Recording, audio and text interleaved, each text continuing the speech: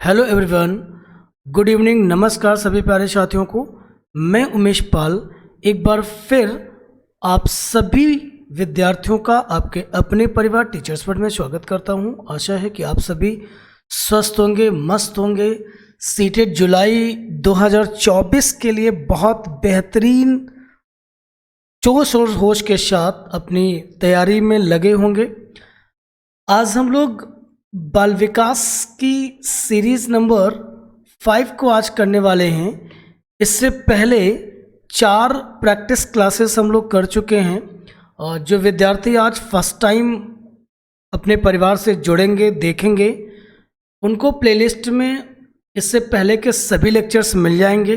बेटा वहाँ जाइएगा, देख लीजिएगा। बहुत ही इम्पॉर्टेंट क्वेश्चन सीरीज चल रही है जिसमें PYQs भी शामिल हैं। और बड़ी बात जान दो क्या है कि लेवल 1 और 2 दोनों साथ में हो रहे हैं, ठीक है। और प्रैक्टिस तो कर ही रहे हैं, सिर्फ प्रैक्टिस नहीं कर रहे हैं, हम कॉन्सेप्ट वहीं से सीख रहे हैं ताकि थ्योरी हमको अलग से ना करनी पड़े। देखिए, इतना वक्त नहीं है कि ये थ्योरी पे जाके कंटेंट को अब हम पढ़ें, अब इतना समय नहीं रहा है। जो भी कंटेंट हमने इससे पहले कराए हैं उनको जा कर के आप वहाँ पे देखेंगे और मेरा ये वादा आपसे है कि इससे बाहर कुछ नहीं आएगा। चिंता मत कीजिएगा, इधर उधर भटकने की आपको कोई ज़रूरत नहीं है।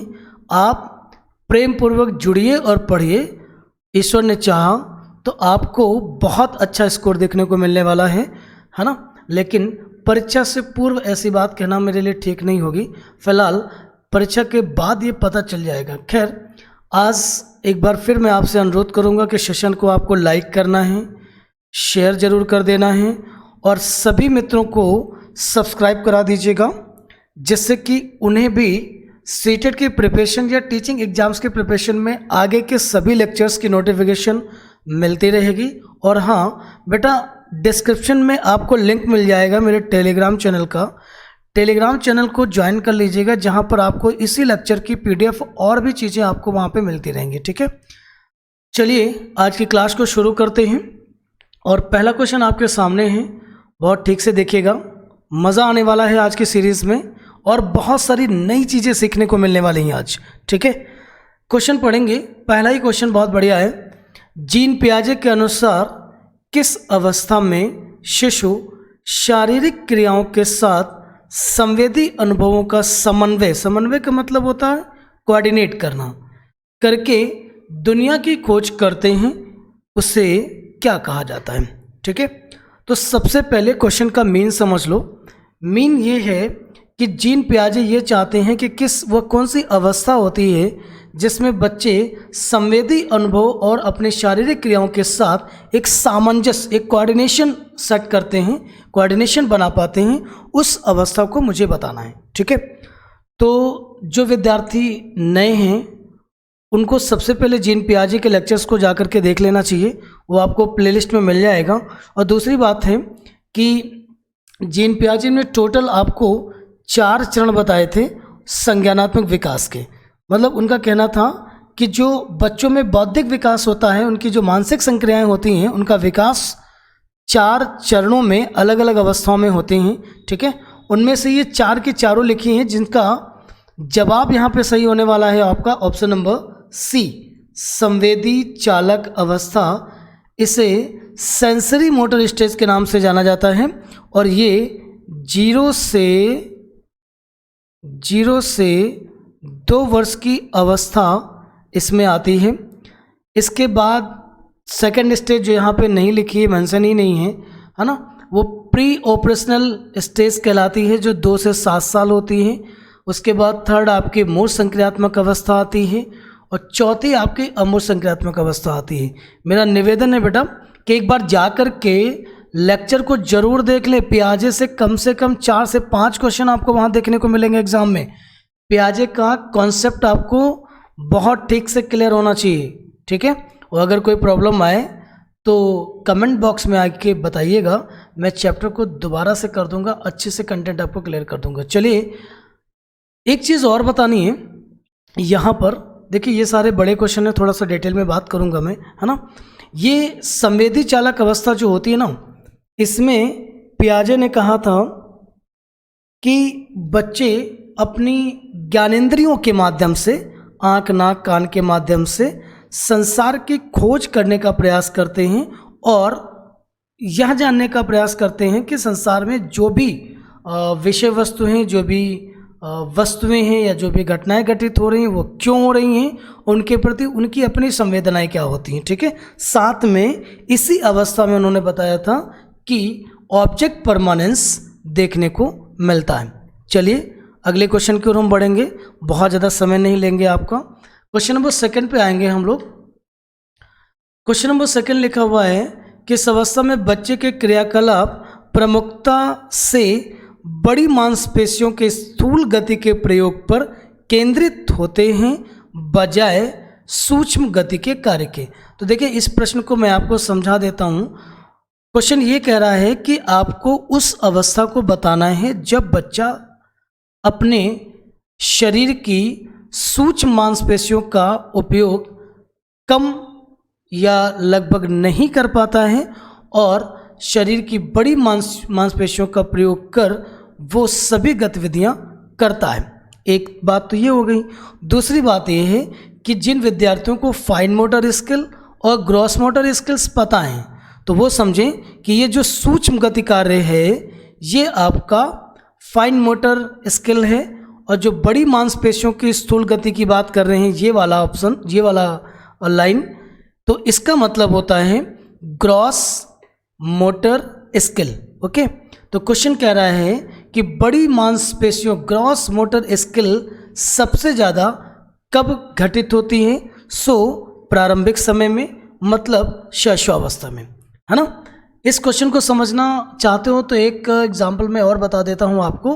देखिए प्रारंभिक दिनों में या शैशवावस्था की अवस्था में बच्चा किसी भी विषय वस्तु को या किसी वस्तु को, खिलौनों आदि को पकड़ने के लिए वो पूरे शरीर का प्रयोग करता है। सपोज दैट मैं कह दूं कि बच्चे से कह दूं कि बेटा चाय का कप उठा के ले आओ मेरे पास, तो जानते हो वो दोनों हाथों का प्रयोग करेगा और संभव है कि अपने शरीर से चिपका करके लेके आएगा। उसे डर है, भय है कि कहीं ऐसा ना हो कि छूट जाए, गिर जाए और वो कप टूट जाए।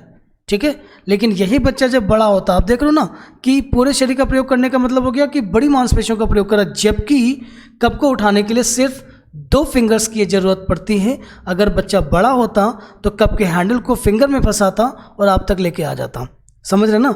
तो विशिष्ट विकास की स्थिति जो आएगी वो उस अवस्था में फाइन मोटर स्किल डेवलप हो जाता है। इस क्वेश्चन का आंसर जो बन जाना है वो आपका बनेगा फर्स्ट ऑप्शन। ठीक है, क्वेश्चन नंबर 3 में आ गए हैं हम। एक बच्चा जो गणित में उत्कृष्टता प्राप्त करता है, उत्कृष्टता समझते हो, मतलब जो श्रेष्ठ है, सुपीरियर है और टॉप कर रहा है मैथ्स में, वह शायद अंग्रेजी में अच्छा ना कर पाए, इंग्लिश में बहुत अच्छी परफॉर्मेंस उसकी नहीं है। इस प्रकार का जो ऑब्जर्वेशन है वो किसका विरोध करता है? वह विरोध करेगा बुद्धि के सिंगल फैक्टर प्रिंसिपल का, एकल कारक का, जिसमें कहा जाता है कि बुद्धि सामर्थ्यों का एक समुच्चय है। ठीक है, आपने अगर इंटेलिजेंस को पढ़ा है और अगर नहीं पढ़ा है तो बुद्धि का चैप्टर, बुद्धि का कॉन्सेप्ट आपको मिल जाएगा। आप प्लेलिस्ट में जाइएगा, वहाँ पर आपको मैंने 2 पार्ट में इसको समझाया है, तो देख लीजिएगा और आपको ये बात अच्छे से समझ में आ जाएगी कि एकल कारक सिद्धांत क्या होता है, द्विकारक सिद्धांत क्या होता है, बहुआयामी सिद्धांत जो हार्वर्ड गार्डनर के द्वारा दिया गया था वो क्या होता है, जो परीक्षा में सबसे ज़्यादा पूछा जाता है। इस पर तो बहुत ज़्यादा क्वेश्चंस आते हैं। ठीक है, इंटेलिजेंस इंपॉर्टेंट चैप्टर है, इसको जरूर देख लीजिएगा। फिलहाल यहाँ का जो उत्तर बनने वाला है वो आपका बनेगा option number first. Question number 4 पे आएंगे, इसे पढ़िए और समझने की कोशिश कीजिए उत्तर क्या हो सकता है। देखिए पियाजे से रिलेटेड नेक्स्ट क्वेश्चन फिर आ चुका है। पियाजे के संज्ञानात्मक विकास सिद्धांत के अनुसार, क्योंकि मैं आपको पहले ही बता चुका था कि पियाजे ने संज्ञानात्मक विकास की अवधारणा प्रस्तुत करी थी, और जिसके उन्होंने 4 लेवल बताए थे। ठीक है, एक बच्चा किस अवधि में तार्किक सोच में सक्षम हो जाएगा। ठीक, सो वो आपकी मूर्त संक्रियात्मक अवस्था होगी जो 7 से 11 साल मानी जाती है और जिसे कंक्रीट ऑपरेशनल स्टेज बोला जाता है। ठीक है, बाकी आपका जो सेकंड ऑप्शन लिखा है वो अमूर्त संक्रियात्मक अवस्था जिसे फॉर्मल ऑपरेशनल स्टेज कहेंगे। सी ऑप्शन आपका 2 से 7 साल के बीच में आएगा जिसे प्री ऑपरेशनल स्टेज के नाम से बुलाया जाता है। ये पियाजे की सेकंड लेवल की स्टेज होती है। ठीक है, तो सारे लेवल अगर आप पढ़ लोगे तो फिर आपको बार बार इन चीज़ों में समस्या नहीं होगी, इसलिए जरूर जा करके पियाजे के लेक्चर को देखें। ठीक है, नेक्स्ट क्वेश्चन पे जाएंगे। अगर जरा से भी दुविधा है, और दुविधा नहीं है तो कोई ज़रूरत भी नहीं है, क्वेश्चन करते रहिए। किसने प्रतिपादित किया कि भाषा का बच्चों के संज्ञानात्मक विकास पर महत्वपूर्ण प्रभाव पड़ता है? देखिए, संज्ञानात्मक विकास की अवधारणा तो प्रमुख साइकोलॉजिस्ट ने प्रेजेंट करी। एक आपके पियाजे थे जिन्होंने बायोलॉजिकल बेस माना संज्ञानात्मक विकास के लिए, हेरिडिटी को आधार बना दिया। लेकिन एक साइकोलॉजिस्ट आपके हैं जिनका नाम है वाइगोत्स्की, जिन्होंने ये बात कही थी कि बच्चे का जो संज्ञानात्मक विकास होगा वो सामाजिक सांस्कृतिक कारकों पर आधारित होगा, या यूं कहें कि सोशल इंटरेक्शन के बेस्ड पर बच्चे का कॉग्निशन डेवलपमेंट हो जाएगा। और उन्होंने लैंग्वेज को महत्वपूर्ण विषय माना था। ठीक है, सो उम्मीद है आपको आंसर मिल चुका होगा। इसके सही उत्तर हो जाएंगे वाइगोत्स्की, पियाजे तो बिल्कुल भी नहीं होंगे। और रही बात गार्डनर की, तो उन्होंने मल्टीपल इंटेलिजेंस के संबंध में बताया था। ठीक है, अगले क्वेश्चन पे आते हैं। नोटिस कीजिएगा बच्चा कि मैं आपको सिर्फ क्वेश्चन सीरीज नहीं करा रहा हूँ, कॉन्सेप्ट क्लियर कर रहा हूँ, क्वेश्चन पहचानने का ढंग सिखा रहा हूँ, उत्तर कैसे सही तरीके से किया जाए इस पर बात कर रहे हैं। कभी कभी आपने नोटिस किया होगा कि हमने ऑप्शंस को एलिमिनेट करना सिखाया आपको कि क्यों आंसर वो नहीं बनेगा। ठीक है, अगर ये सब बातें आप सीख लेंगे तो माता रानी की कृपा से आपके स्कोर 30 आउट ऑफ 30 हो जाएगा सीडीपी में, इसमें कोई संदेह नहीं। और हाँ, अगर सीडीपी में 30 आउट ऑफ 30 कर पाओगे ना तो सभी सब्जेक्ट्स की पेडागोजी 15 आउट ऑफ 15 होगी, कोई डाउट नहीं होगा। चलिए, बस प्यार से पढ़ते रहिए और ज़रूरी है हमारे साथ बने रहना। शिक्षक समूह चर्चा के दौरान एक शिक्षिका बच्चों में अलग अलग पहलुओं को ध्यान में रखते हुए कोरोना महामारी के प्रभाव पर चर्चा करने को कहती है। इस चर्चा के माध्यम से शिक्षक उद्देश्य को बढ़ावा देना। ठीक है, तो मैं आपको बता दूं, देखिए जैसे लिखा हुआ है, ये कोई टास्क वाली बात तो है नहीं, तो ऑप्शन नंबर डी तो बनना नहीं है। रटकर और स्मरण करने की कोनो ज़रूरत नहीं है। अविचारी चिंतन का मतलब होता है कंक्रीट थिंकिंग, मतलब जो लीक पर हो, डेटा बेस्ड हो, है ना, उसे अभिसारी चिंतन कहा जाता है। ठीक है, एक लास्ट आपका बचता है आलोचनात्मक चिंतन, जिसको क्रिटिकल थिंकिंग कहा जाता है। और इसका मतलब होता है कि देखो, क्रिटिकल थिंकिंग का अर्थ हो गया जब बच्चे के अंदर प्रॉब्लम सॉल्विंग कैपेबिलिटी जनरेट होती हो या बहुत अच्छी स्थिति में हो, डिसीजन मेकिंग कैपेबिलिटी हो, एनालिटिकल थिंकिंग हो उसके अंदर, लॉजिकल थिंकिंग उसके अंदर हो, ठीक है ना, रीजनिंग थिंकिंग उसके अंदर हो। तो आप देख रहे हो ना कि शिक्षक क्या कर रहा है, कोरोना महामारी पर चर्चा कर रहा है। चर्चा में बहुत सारी चीज़ें होंगी, ये महामारी कैसी है, क्यों इस पर कंट्रोल नहीं हो सकता, किस तरीके से इस पर कंट्रोल हो सकता है, क्या क्या प्रिकॉशंस लिए जाने चाहिए, इससे क्या क्या नुकसान हो रहे हैं हमारी बॉडी को, है ना। ये सारी सिचुएशन के ऊपर जब बात करी जाएगी तो वो एक तरीके का जो चिंतन होगा वो आलोचनात्मक चिंतन कहलाएगा।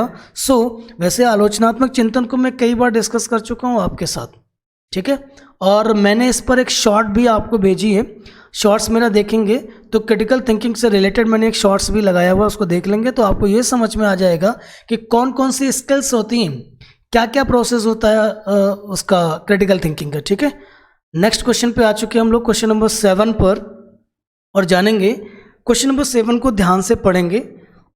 बहुत ही प्यारा है, जिसका जवाब बहुत अच्छा है। देखिएगा, आकलन के निम्नलिखित तरीकों में से कौन सा सामाजिक रचनात्मक सोशल कंस्ट्रक्टिविज्म क्लासेस में उपयोग नहीं किया जाएगा। तो देखिए, मुझे ध्यान रखना है जिसका उपयोग नहीं किया जाना है। ठीक है, देखिए, सहयोगी परियोजनाएं होंगी क्योंकि समाज और रचनात्मक होंगी ये। सहकर्मी मूल्यांकन भी ऐसा ही है। कच्चा अवलोकन भी सामाजिक और रचनात्मक रूप है। मानकीकृत परीक्षण आपका नहीं आएगा क्योंकि मानकीकृत परीक्षण होता क्या है ये आप देख लीजिएगा, है ना। देखिए, मानकीकृत परीक्षण का अर्थ क्या होता है, कई सारे विद्यार्थियों को संभव है कि ये बात ना पता हो, तो मैं आपको बता रहा हूँ, उसको सीख लें, आप जान लें, है ना। मानकीकृत परीक्षण का मतलब होता है स्टैंडर्डाइज्ड टेस्ट जो प्रशासनिक निकाय के द्वारा पूर्व नियोजित होता है, फिक्स्ड होता है, उसी के आधार पर करना होता है। भले ही बच्चों में किसी और प्रकार के स्किल्स हों और शक्तियां हों, उनको अनदेखा करके जो भी प्रशासन के द्वारा नियोजित किया गया होगा, प्लान किया गया होगा, उसी के आधार पर उनका टेस्ट होगा। ठीक है, इसलिए सामाजिक और खासकर रचनात्मक कक्षाओं में मानकीकृत परीक्षण तो बिल्कुल भी नहीं होना है। ठीक है, और आपको परीक्षा के दौरान ध्यान क्या रखना है, ये ऑप्शन किसी भी क्वेश्चन के लिए ठीक नहीं होगा। ठीक है, ध्यान रखिएगा। क्वेश्चन नंबर 8 को हम लोग ध्यान से देखेंगे। बहुत प्यारा और बहुत ज़्यादा पूछा जाने वाला प्रश्न, आराम से पढ़िए। सीखने आई हैं और मैं सिखाने आया हूँ, तो सीखेंगे तो परीक्षा में किसी स्तर का कोई नुकसान नहीं होगा बेटा। और अगर जल्दी में होंगे आप तो समय अगर आज पढ़ाई पे कम दोगे ना तो रिजल्ट भी बहुत अच्छा नहीं होगा। आइए जानते हैं वह विद्यार्थी जिन्हें ध्यान न्यूनता अति क्रियाशीलता विकार है। नोटिस कीजिएगा, ध्यान न्यूनता अति क्रियाशीलता विकार है के अनुकूल पद्धति कौन सी है, मुझे वो बतानी है।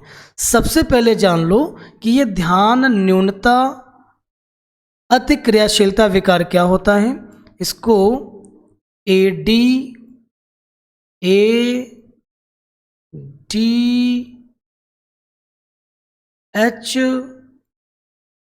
कहा जाता है। आपने सुना होगा, कई बार उन्होंने ADHD का फुल नेम पूछ लिया है। आप जान लीजिए, सुन लीजिए। ADHD का पूरा नाम होता है attention deficit hyper activity disorder. एक बार रिपीट कर रहा हूँ, attention deficit hyper activity disorder. कुछ बच्चे चाहें तो इसको नोट कर लें क्योंकि कई बार इसका फुल फॉर्म ही पूछ लिया है। तो ये एक विकार होता है जिसमें बच्चों के अंदर ध्यान लगाने की शक्ति क्षीण होती है और साथ में वे अति क्रियाशील होते हैं, अति सक्रिय होते हैं, है ना। तो एक प्रकार का वो विकार है, मानसिक विकार है कह सकते हो। ठीक है, तो देखते हैं कि कौन सी पद्धति अनुकूल है। जैसे ऐसे बच्चों को, विद्यार्थियों को खड़े होकर कार्य करने की अनुमति दे दी जानी चाहिए, कोई दिक्कत नहीं है। कार्य को छोटे टुकड़ों में बांट कर करवा लो उनसे, ये भी सही है।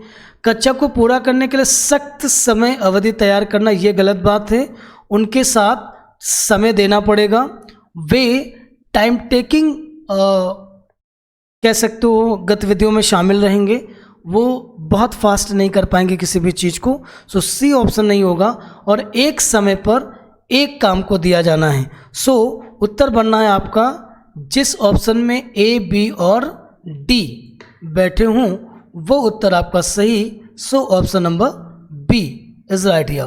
ओके, तो क्वेश्चन नंबर 8 का क्या सही उत्तर बनता है, ऑप्शन नंबर B। चलिए अगले क्वेश्चन पर हम लोग आ चुके हैं और ध्यान से पढ़ेंगे इसको। जब जफर अपने माध्यमिक कक्षा के विद्यार्थियों से प्रश्न करता है, आज आप अपने आप कैसे सीखते हैं, इसके बारे में क्या सीखा, तो वह कौन से कौशल प्रोत्साहित कर रहा है। ठीक है, एक बार फिर से समझ लेंगे। जब जफर अपने माध्यमिक कक्षा के विद्यार्थियों से प्रश्न करता है कि आज आपको क्या सीखना है, कि आज आप कैसे सीखते हैं और इसके बारे में आपने क्या सीखा। ठीक है, तो इस तरीके के कौशल को प्रोत्साहित करने के लिए वो क्या कर रहा है, मतलब कौन सा कौशल प्रोत्साहित कर रहा है। तो उत्तर सही होगा अधिसंज्ञान। समझ आ गई बात, क्या उत्तर सही है, अधिसंज्ञान। देखो मैं बाकी सभी ऑप्शंस को भी आपको बता दूं, अधिसंज्ञान को भी समझा दे रहा हूं, नहीं तो आप नाराज हो जाओगे, यही बोलोगे कि सर आंसर बता दिया, ये नहीं बताया कि बाकी के ऑप्शंस होंगे क्यों नहीं। तो सबसे पहले समझ लो, ये अनुबंधन जो होता है ना, एक तरीके का एग्रीमेंट होता है। जैसे हमारे और आपके बीच किसी विषय को लेकर के एक अनुबंधन हो जाए, एक एग्रीमेंट हो जाए, तो एग्रीमेंट जैसी कोई बात यहाँ आपको दिख रही है।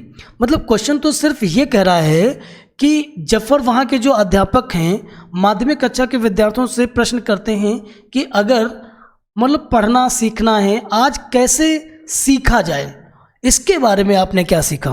ठीक है, सो अनुबंधन जैसी कोई बात तो है नहीं। अनुकरण आप समझते हो, फॉलोइंग हो गया ये। स्मरण मेमोरी को कहते हैं। प्रत्याहार क्या होता है, प्रत्याहार जानते हो कि नहीं। प्रत्याहार का मतलब ये है एक ऐसी प्रक्रिया जिसमें शिक्षार्थी अपने विचारों या चिंतन शैलियों के माध्यम से अपने स्वयं के ज्ञान पर मनन करता है। समझ आई बात, ये क्या कहलाएगा, सॉरी मैं थोड़ा सा गलत बोल गया हूँ, मैं दोबारा से आपको प्रत्याहार समझाना चाहूँगा। मुझे समझाना तो प्रत्याहार था, लेकिन मैं समझा गया था अधिसंज्ञान को। अधिसंज्ञान को भी बाद में डिस्कस करते हैं। प्रत्याहार समझ लो, मन और इंद्रियों के विषय से दूर ले जाना, मन को इंद्रियों के विषय से दूर ले जाना प्रत्याहार कहलाएगा। ठीक है, मतलब एक तरीके की योग और साधना, आप इसको समझ सकते हो। ठीक है, अब बात कर लेते हैं अधिसंज्ञान, जिसको मैं अभी बोल गया था। अधिसंज्ञान एक ऐसी प्रक्रिया होती बेटा जिसमें विद्यार्थी अपने विचारों या चिंतन शैलियों के माध्यम से अपने ही ज्ञान के संबंध में मनन करता है कि मैं जो सोच रहा हूँ वो कहाँ तक ठीक है। समझ आ रही बात, ये क्या कहलाएगा, अधिसंज्ञान कहलाएगा। बढ़ते हैं अगले क्वेश्चन की ओर। क्वेश्चन नंबर 10 को देखेंगे। स्कूल में एक बच्ची की संवेगात्मक मनोस्थिति उसके प्रदर्शन को प्रभावित करती है। देखिए, संवेगात्मक मनोस्थिति जो है उसके प्रदर्शन को प्रभावित कर रही है, तो सिंपल सी बात है कि भाव किसको प्रभावित कर रहे हैं, संज्ञान को। क्लियर, तर्क दिया गया कि संज्ञान व संवेग परस्पर संबंधित हैं। बात तो सही है, क्योंकि अगर संबंधित नहीं होते तो ये संवेग प्रदर्शन को प्रभावित तो नहीं कर पाते। इसका अर्थ ये हो गया कि विकल्प कौन सा सही है, पढ़ते हैं ऑप्शन नंबर ए को, कि ए और आर दोनों सही हैं और आर सही व्याख्या करता है किसकी, ए की। क्लियर, तो बाकी के ऑप्शन यहाँ पढ़ने की कोई ज़रूरत नहीं, आपको उत्तर समझ में आ चुका है। अगले क्वेश्चन पे हम जा रहे हैं। क्वेश्चन नंबर 11 को ठीक से देखेंगे। लिखा है कि शिक्षक बच्चों को आंतरिक रूप से प्रेरित शिक्षार्थी बनने के लिए कैसे प्रोत्साहित कर सकते हैं। मतलब जान समझते हो ना आप, एक अध्यापक ही होता है जो बच्चों को इंटरनली मोटिवेट कर सकता है। ठीक है, वैसे बहुत सारे बच्चे इंटरनल मोटिवेटेड होते हैं, बट अगर शिक्षक भी उन्हें आंतरिक रूप से प्रेरित करने में मदद कर देगा ना, तो उन्हें बहुत सरल हो जाएगा, बड़ा आसान हो जाएगा। तो इसके लिए एक शिक्षक को क्या करना चाहिए, मुझे वो जवाब ढूंढना है। उच्च उपलब्धि वाले शिक्षार्थियों की प्रशंसा करो। अरे भैया यो कर दोगे ना तो और उनका मन नहीं लगेगा पढ़ने लिखने में। ठीक है, कम उपलब्धि वाले शिक्षार्थियों को दंड देकर लो, वो डर जाएगा। उन्हें शिक्षक की नकल करने के लिए बढ़ावा देकर, इसमें कौन सा आप मोटिवेट कर रहे हो, नकल करने के लिए मोटिवेट कर दोगे क्या। क्वेश्चन ऑप्शन नंबर डी को देखेंगे। सीखने में आनंद की भावना पैदा कर दो। अगर बच्चे को लर्निंग के दौरान आनंद मिलने लगे, मज़ा आने लगे, तो मान लीजिएगा कि आपने बच्चे को आंतरिक रूप से प्रेरित कर दिया है और वो बार बार सीखने के लिए तत्पर रहेगा। क्यों? क्योंकि उसे मज़ा आता है। देखिए, बड़ा सिंपल सा फैक्ट है बच्चा, कि जिस भी काम में आपको आनंद आता है वह काम आप बार बार करते हो या नहीं करते हो? करते हो ना। जिसमें आपको मज़ा आता हो, जैसे पढ़ाई करने में आपको मज़ा नहीं आता तो वो एक जबरन वाला काम हो जाता है, समझ लो ना, और उसमें कहीं ना कहीं आपको मन लगाना पड़ रहा है। यही मात्र एक कारण है कि आपका स्कोर कम हो रहा है।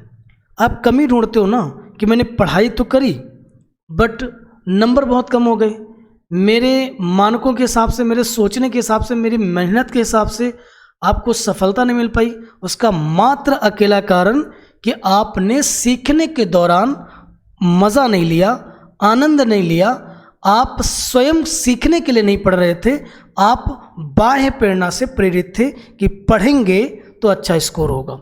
ठीक है, इसलिए मत पढ़िए कि पढ़ेंगे तो अच्छा स्कोर होगा, सीखने के लिए पढ़िए, अपने आप आंतरिक रूप से प्रेरित हो उठेंगे और आपका स्कोर टॉप पर होगा।